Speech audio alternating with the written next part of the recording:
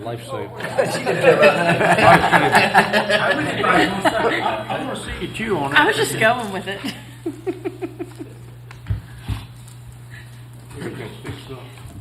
All right, looks like we're on. Okay, let's get started. We'll welcome the school board, superintendent, to this work session. He's going to take some time and go through their budget with us. And before you start, Mr. Tillett, we've had, all of us had a rough 2 years. And I just want to say, I'm sure council feels exactly as I feel, that not only has the school board and you and your staff, and certainly every teacher that is in every school, I think that you've done a miraculous job of keeping this train on the rails. There's some rough patches for you, but as a school board, and you just did a magnificent job, and we're proud of you. We're really proud of you, and you have made this city the envy of many school systems around us, and I hear it all the time. So, with that said, we'd love to hear about your budget. Mr. Mayor, thank you so much. Thanks for having us here, members of council, Mr. Wheeler. It's an honor to be here tonight and talk with you a little bit about the financial side of running schools. I prepared just a very brief presentation tonight. You all have seen our budget. I've been chewing on that, I'm sure, for some time now. So I'm going to just hit some highlights of what separates this budget from last year's budget. A lot of the things in our system are consistent. One of the things that you find in public school education budgets, and Poquoson is no exception, is about 80+% of the budget goes into human resources. We're a business for people, by people. So a few years back, you all will remember when all the school systems, all government agencies were tightening the belt during the recession in the late 2009, 2010 school years, and you all remember those times well. We were all trying to figure out how to cut budgets without reducing staff. And the short answer to that is it's almost impossible. I remember speaking at a school board meeting back home one time when we were asked questions from our county government to find ways to cut large sums of money, and we said there's no way to do it. We could turn the lights off, we could quit running transportation, we could quit feeding kids, and you still can't get to the lion's share of the budget because it's human resources. So that's true now. But what I'm going to talk about is a few highlights that separate, again, this budget from last year's budget. And it represents, and as you all know, the elephant in the room is that we don't have a state budget yet. So we're all wondering what exactly is going to happen. But we do feel good about it because of the fact that we do know that in Richmond they're sitting on pretty strong revenue. So all the forecasting indicates that they have a positive budget to share with us. So we don't have any indication that the parts of it that affect Poquoson schools are not going to be funded. But of course, it's not over until it's over. So the net increase in state funding for Poquoson schools is just over $1.2 million. So it's a sizable increase, and the vast majority of that comes in the form of a 5% pay increase for staff. So we're excited about that. That's something that we do expect all school divisions around the state to try to find a way to fund. The challenge in it is always the same story. They promote X% of a pay raise for staff, and then it falls back on the local community to find the portion of that that's unfunded, which is about 49%. So the total increase for Poquoson schools to fund that 5% pay increase for next year is over $800,000, $840-some thousand. So in order to make that happen, it requires your help. So we put in our budget that 5% pay compensation for all of our staff, and in In addition to that, you all have probably been following the minimum wage increase that's phased in over a period of time. We have substitutes, cafeteria monitors, and other employees that directly affects. With that pay increase to $12, that's another piece of the budget that requires an increase. In addition, as around the country, we're seeing an increase in health insurance premiums, and ours is representative of about 6%. We originally started negotiating at 11%, and we've gotten down to 6% without copay increases. So we feel good about that, and we're on a 2-year guaranteed rate, so with no increase on our dental package. We did do an audit. We've been, since I arrived here a couple years ago, believe it or not, we've been interested in looking at how our employees who coach our kids, our athletic supplements, compare to other school divisions. And we just conducted an audit and found that in some pockets we were right in line. Even a couple pockets we were ahead of neighboring school divisions. But in some areas we were grossly behind. So we've added in this budget an increase for certain coaches. They spend a lot of time with our kids. Many of them are community members that don't work with us in our schools.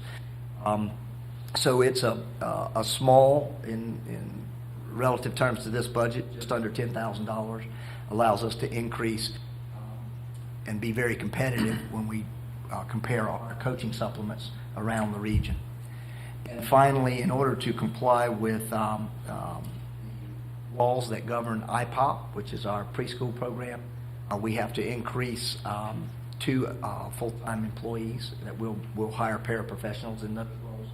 So those are the big 5 big ticket items in our budget as compared to last year, and it does represent about a 6.87% increase, $1.7 million, including state, local, and federal funds over last year. And you'll notice the big slice of that pie is instruction. Almost 73% goes directly in the classroom. So that's where we spend our money. That's where you get your bang for your buck. I've been saying this for some years now. There's Bill and Melinda Gates launched a massive study some years ago to study what separates great schools from not so great schools. They contracted with 4 major universities and spent millions of dollars to study it. And their conclusion, I could have told them for free. It's great teachers and great adults working with children is what matters. And so that's where this budget is a clear investment. It's putting money in the classroom and allowing us to hire, retain, train, resource, and support great adults who care about our kids every day.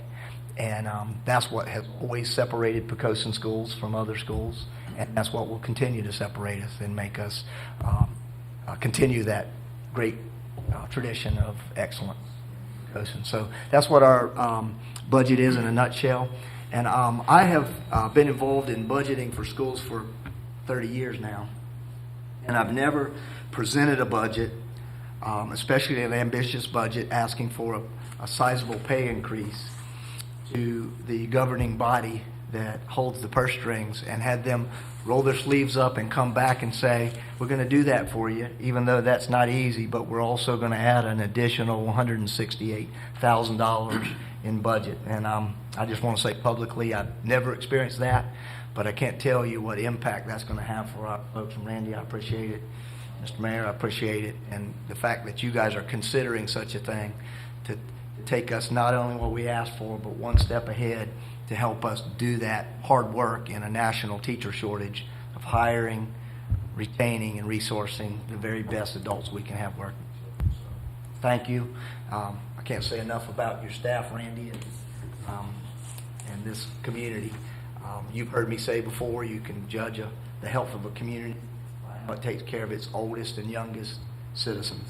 And Poquoson does it better than anybody else. So, thank you. All right, Mr. Stewart, thank you, sir. Any questions of the superintendent? Let's feel something. Yeah. Yeah, that's pretty good. got through that. Your kind comments, we appreciate, but this guy right here and Kim and Lee, Christie, and there's a Tanya back there somewhere. They're the ones that did the heavy lift.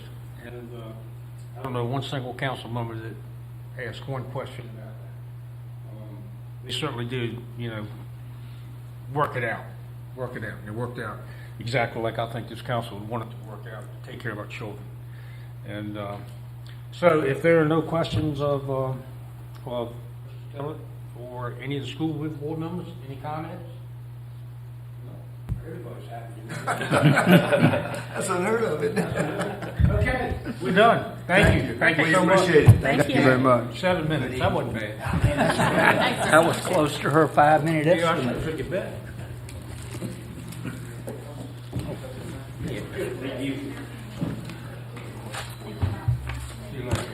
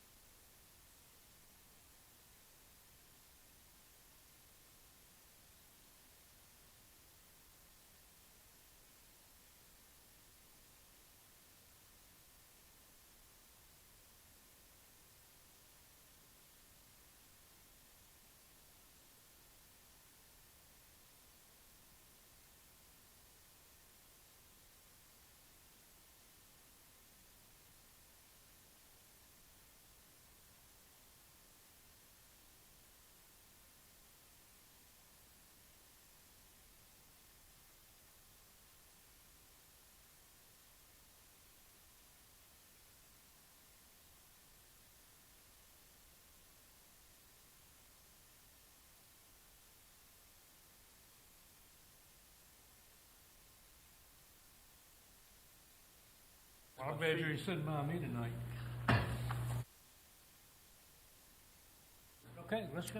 Mr. Mayor, members of council, the second part of this work session each year at a minimum is to update you on things that may have changed since the time that the budget document itself was put together. And I'll ask our finance director in a second to walk you through those. There's a memorandum in your package which outlines all of those things. But before I do that, I would just echo something the superintendent said. We're all aware that the state has not yet approved its budget. And the normal things that budgetarily are still in play.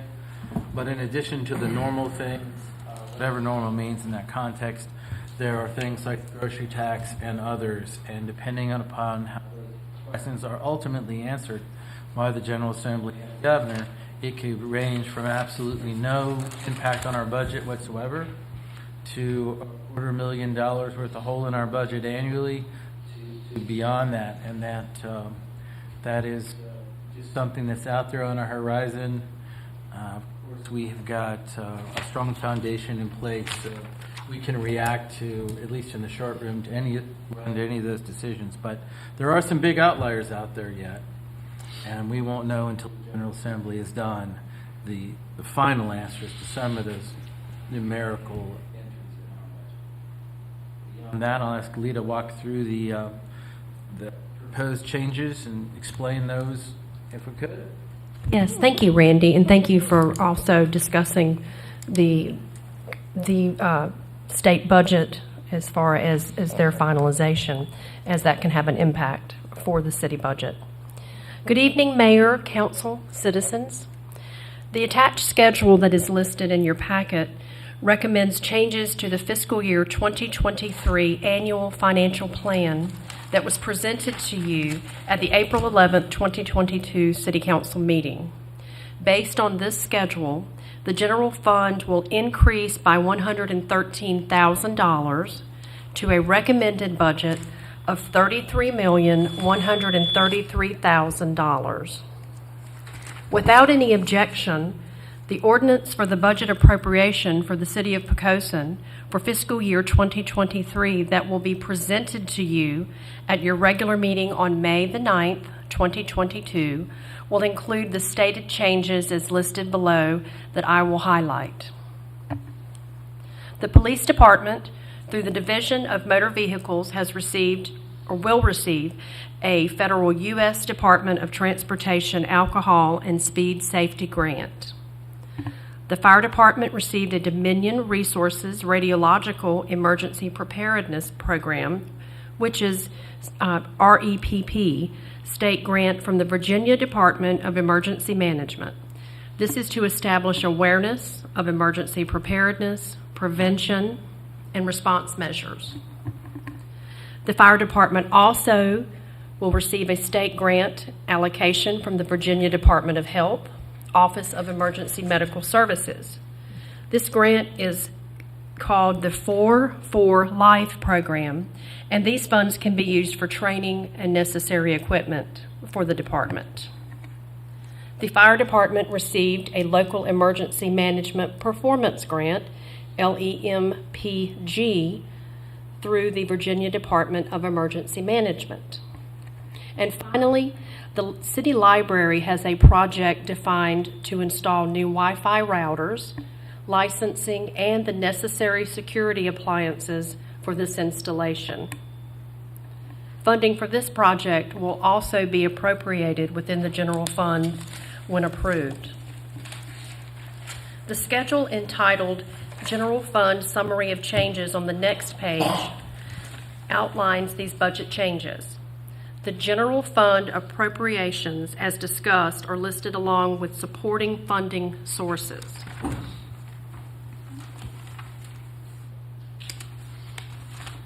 As you can see, we have the revenues listed by category that will fund the appropriations that we are requesting also be included in the fiscal year 2023 budget. I will be happy to answer any questions that council may have. All right, Lee, well done. Anybody have questions of Lee? Do a great job. That's wonderful. That's wonderful. Thank you very much. You're certainly Appreciate it. welcome. Okay. Thank you. Okay. All right. We got 10 minutes to, what do you want to do? I like that number. That was 33? Yeah.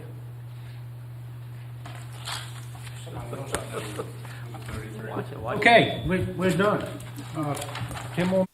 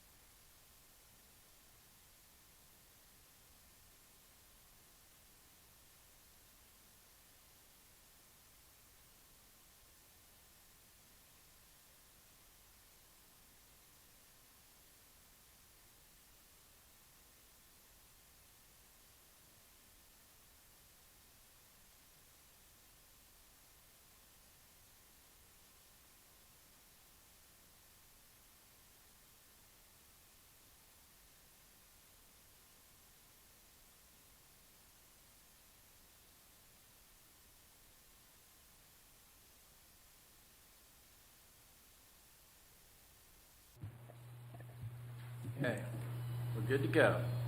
Remember, there's about a 20 second delay. Yeah, but we're good to go.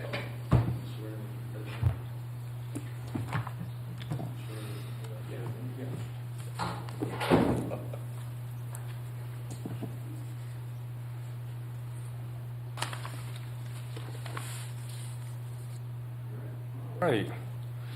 Good evening, everyone. Welcome to our council meeting tonight. If you would all stand, we will have an invocation and pledge of allegiance. Let's pray, please. Heavenly Father, we request your presence in these chambers tonight, and we ask that you grant us just a portion of your wisdom as we deliberate the issues of our city.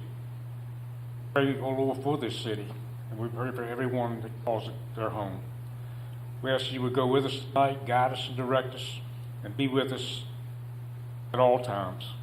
And we make our prayer in your Son's name. Amen. Pledge allegiance to the flag of the United States of America and to the republic for which it stands, one nation, under God, indivisible, with liberty and justice for all. All right, our first item on our agenda is our audience of visitors. If there is anyone in our audience who would like to address council on any issue at this time, we'd be delighted to hear from you. See none. We'll move on to the approval of minutes. We have two sets, a work session April 11th and a regular session April 11th. I move that we adopt the minutes of the work session of April 11th, 2022, and the regular session of April 11th, 2022. Second. All right, we have a motion made and seconded. We adopt the work session minutes and the regular session minutes. Ms. Kim? Councilman Hux, Aye. Councilman Southall, Aye. Vice Mayor Freeman, Aye. Councilman Green, Aye. Councilman Fye, Aye. Mayor Hessel. Aye. Mr. Mayor, the motion carried by a vote of 6-0. Thank you, Kim. Next item on our agenda is a public hearing. It's a proposed FY 2023 annual financial plan and tax levies and fees. Did council have any comments before we open the public hearing? Okay, we'll then open the public hearing, and if there's anyone in our audience who would like to address this item. Okay, seeing none, we'll close the public hearing. There's no action required by us. Let's move to old business. First item is sale of publicly owned property located on Poquoson Avenue, identified as tax map parcel number 20-1-36. Mr. Wheeler? Mr. Mayor, members of council, you will recall at your last meeting, you had a public hearing at which time all the sealed bids, of which we only had received one, for this property were opened and read aloud by the clerk. Your options at this point, you can move forward to authorize the sale. You can decide for whatever reason or no reason that you're not comfortable with this and basically just turn down the bid. This is not like an auction. You're not required to accept it. Or if should you need to, you could table or postpone it if you have additional questions that have not been answered to this point. We await your direction on how you'd like to proceed. Okay. Buddy? Mr. Mayor, I move that we adopt an ordinance of the City of Poquoson, Virginia, granting the purchase of publicly owned property located at 1013 Poquoson Avenue. Second. All right, we have a motion made, second, we adopt the ordinance. Any concerns, comments, any questions from anyone? If not, Ms. Kim? Councilman Fye, Aye. Councilman Green, Aye. Vice Mayor Freeman, Aye. Councilman Southall, Aye. Councilman Hux, Aye. Mayor Hessel. Aye. Mr. Mayor, the motion carried by a vote of 6-0. All right, thank you, Kim. We'll move on to new business. First item, ordinance for fiscal year 2022 for general fund, Crime Justice Assistant Grant, funding, Police Department. Chief? Good evening, Mayor, and Council. Good evening, sir. I've been here before in reference to similar items. Again, this is money that was held up in litigation at the federal level that didn't have anything to do with the city of Poquoson specifically. And in this particular section from the Crime Justice Assistant Grant comes from the federal fiscal year 2020 funds that were appropriated in that federal year. In March of this year, we were notified by the Department of Criminal Justice Services that we were being awarded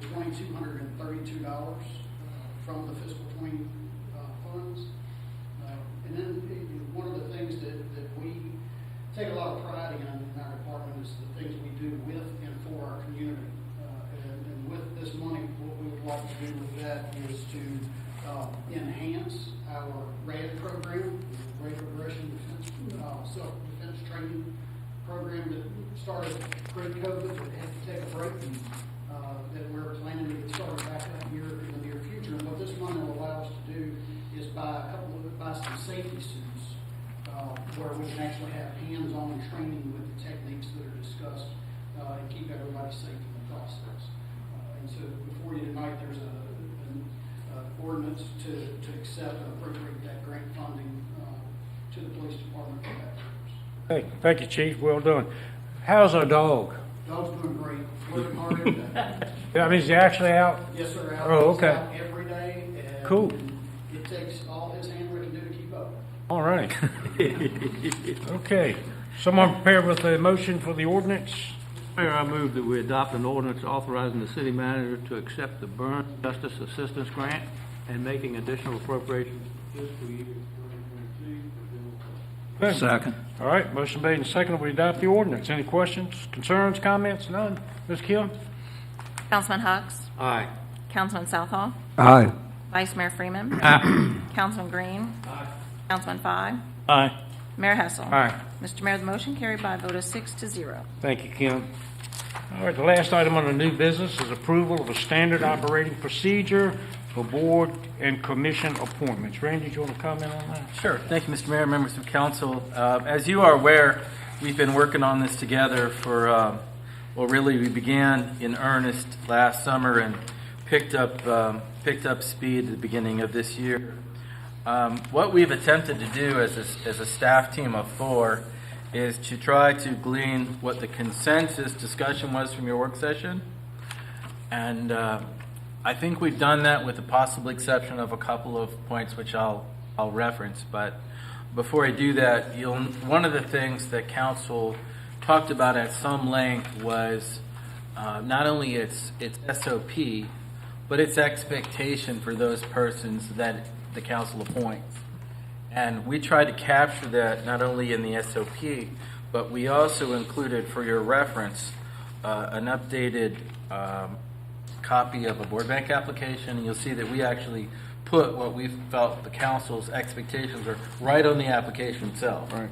So the folks will start with an understanding that if they put themselves forward to be considered and are selected, that this is going to be the expectation. That way, there should be no misunderstandings with that regard. Generally speaking, we got good feedback on input to the draft, and also as we've prepared it, the only item that I am aware of that there is continuing difference of opinion amongst members of council relates to the interviews, and specifically on the second page of the SOP in the interview section, under interviews, paragraph 1, and it really relates to which of your appointments would be standard interviews and which would be discretionary.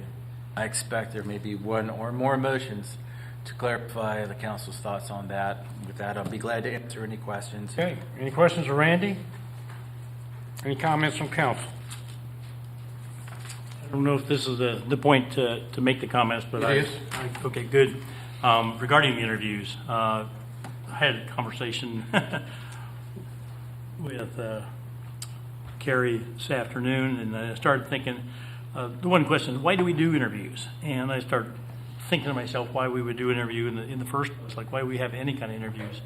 And basically I came down with some answers: to assess and verify the qualifications that a person articulates in their application or their resume, to see how the applicant responds to questions similar to what may come before them on a board or a commission, for us to learn traits of the applicant that cannot be gained through a review of the resume, to allow the council and the applicant the chance to learn if they might be a right fit for the board in question, and basically to get all council members on board with the appointment process. As I've said before, like in our work session, I think that there should be, I was looking as to which boards and commissions we should have interviews, actual interviews, in-person interviews, as I'm calling it, with. And I came up with the school board, planning commission, and economic development, because everybody was pretty much in line with the school board and the planning commission, and I added the economic development authority, and I started looking at why would I want this. And the reason I wanted that was basically Those 3 of the 7 boards are identified in the city charter as versus we have over 14 different boards and commissions. But those are 3 of 7 identified in the charter. An appointment to one of these 3 will require the applicant to complete and submit a financial disclosure statement or statement of economic interests. No other board appointments have that same requirement. Similarly, the actions of the school board and the Economic Development Authority are part of the annual end of fiscal year audit. My feeling is if they're not required to provide the city with their, if they are required to provide the city with their personal financial information, then we should cancel. Why would the council not wish to interview them?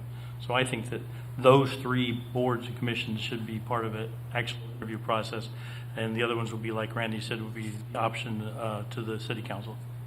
Okay, thank you, Keith. Any other comments? Totally agree with everything he said, and we do have the option. My objection was to make those mandatory for council, where we're tying ourselves where we absolutely have to. And in some cases, we may or may not really need to. And I think putting a may in there gives us a lot of flexibility that if we put shall, kind of ties our hands mighty tight, and it's unnecessary. That's my only comment. Okay. Any other comments? Yeah, I'll make a comment. I agree with everything he said, okay? And I agree with what Kerry said, okay? And the primary reason is because of the history that I realized from the years I've been on the city council, and that most of the time we only have 1 or 2 applications. If we regularly had a lot of applications, then I might feel differently, okay? Now, the school board, I want to interview in every case, okay? I think the state requires that, and I would want to require it in any case. Because if somebody goes up to our school board, that's a very, very significant position. However, and I wish we had many applications for most of our positions, but most of the time we do not. And so if we have a position that's open and we have 1 applicant that we know and it's a good applicant, then to automatically require an interview borders on being ridiculous. However, if we don't know that applicant, we still have the option to do it should we want to. And so I think the requirement for the school board should exist, but I think we ought to have the option to not do that for the others to do it if we want. Yeah, I know there's been a lot of discussion today, and out of all of these comments, there I think is a motion Yes, sir, Mr. Mayor. that states what we want to do. I move that we approve the standard operating procedure for appointing members to boards and commissions with the suggestion from Vice Mayor Freeman to change this article under interviews so that it will read, the city council shall hold interviews for the full-term positions of the school board, period. And the deletion of everything beyond that, plus the next sentence, and the final sentence should read, the council may also hold interviews for any other appointment as may be desired. Second. Okay, we have a motion made and seconded. Okay, I'll start the discussion. How do we know, when is it going to be? Can one person say, I want to have the interview? Would that be enough if I said, hey, I don't know this person, and even though they come with strong recommendations from you and you and you, I still want to be on the interview? Would that be enough to actually start an interview? Historically, Councilman Hugs and I have held interviews in the library, Right. meeting rooms of candidates that we didn't know, that we thought, well, we just wanted to interview them. Yeah, that's historically, that's the way it's been done. But my question is, can one person request like a council interview and have that? Because there's nothing in here that stops me if I believe it says that councilman can call and talk to the individual or the individual. But I'm talking about an actual interview process as versus that person getting 7 phone calls from 7 individuals. Well, I just want to pass on a little history information on that also, in that in the past, there's been several times, okay, that I wanted to interview. They were in the central precinct, and I had to make the nomination. And so, even though the full council didn't interview, I did. Had I had any question, I would have talked to the rest of the council and say, look, you know, we've got 2 applicants here, and I've got questions about one because I've caught both of them. And so, I would continue to do that, even though it's not required. If we have somebody that needs to be appointed or is applying to be appointed, if I didn't know that person, I would call and talk to them in any case. I would hold an interview. I'm just looking for that, perhaps, it might get to a decision, well, Carrie brings in the name, recommends them highly and stuff like that, and then I say, well, I would like to have an interview with them because they're going to sit on the Economic Development Authority, and now there's ill feelings because I wanted to talk to them about something that they're holding financial sway on things that go on in the city, which is the only reason, like, as I bring up the Planning Commission, the Economic Development Authority, as well as the school board. Well, I would strongly suspect that if any council member realized that on those positions, if there was a financial input, okay, or something that may be of concern, if they talked to the rest of the council, I think we would hold an interview in any case. I mean, if we have the option to do that. If you knew something or had questions about somebody's comments and said something to me, I would say, yeah, well, let's talk to the rest of the council members to do that. We have that option. And if you want to interview anybody, you can do that. We And I think that rented us second, a I think that library second room. center implies that if somebody suggests we hold any of these boards or commissions, that if it's a consensus of the council, then we will have full council interviews. If it's not a consensus, then you will have your own interview. And we interact all the time. That interaction is what put that motion on the floor, by the way. And we generally know a lot of people. Right, And right. we talk to them usually, or a lot of times, before they apply. I'll call the question. Okay. So the motion is to take out sentence that starts with the council? Yes, take that out entirely and take out Economic Development Authority and Planning Commission in the first sentence. Read it again. Yes, if The city council shall hold interviews for the full-term positions of the school board, period.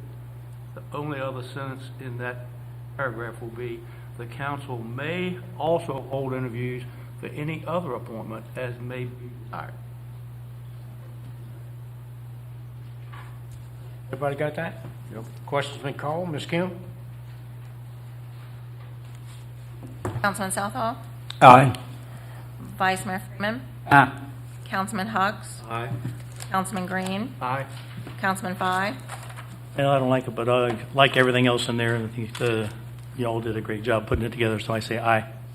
Mayor Hessel. Aye. Mr. Mayor, the motion carried by a vote of 6-0. All right, thank you, Kim. Comments, city manager? Boss, got anything? Just a couple things. Thank you. Just wanted to highlight, council is aware of this, but the last of this generation of micro parks is under construction now in front of the Wendy's. If you haven't noticed what that in the last couple of days, that's what that is. And we're going to take a little break for a while, but that would be the third one we've done in the last year. And the folks at Wendy's are very pleased it's there. And we thought about putting it closer to the main intersection, but the proximity to the main intersection itself was the reason we moved it a little bit further away, just for safety for all involved. And lastly, I had an occasion yesterday to attend with my wife the Bull Fest, I believe is what they called it, over there between the Moore Building and the post office. And it was a nice community event. It was nice to see a number of our merchants also participating either there or also participating at the same time. Some of those merchants are not typically even open on Sunday. Was open, and so that was a nice first event. It was. That's all I have, sir. Okay, David? Thank you, Gordon. Yes, sir. I'd like to take the opportunity tonight to recognize a very special and hard-working group of people that work behind the scenes.